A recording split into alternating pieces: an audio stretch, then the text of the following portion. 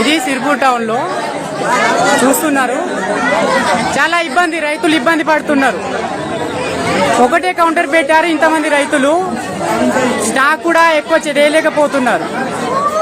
ఇప్పుడు 100 ఎకరాలు ఉన్నప్పుడు ఆ ఎకరాల మందం బస్తాలు పంపాలి. పబ్లిక్ ఇబ్బంది లేకుండా కూడా చూడాలి.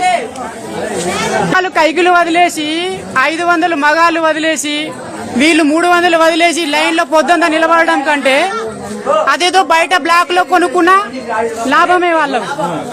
మరి వీళ్ళు సొసైటీ ఇది సహకార బ్యాంక్ ఉండి ఏం లాభం, ఈ అధికారులు ఉండి ఏం లాభం? అందరికీ విన్నపం, దయచేసి ఈ అడుగుతున్న కౌంటర్ ఒక్కటే ఉంది. ఎందుకు ఆ థంబ్ మిషన్లు 2-3 తేలేరా?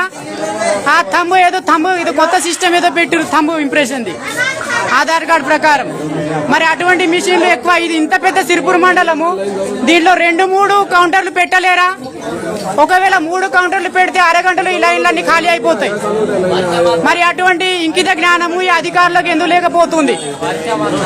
ఇగో ఇబ్బందులు పడుతున్నారు, వర్షాలు వస్తున్నాయి, కలుపు తీయడానికి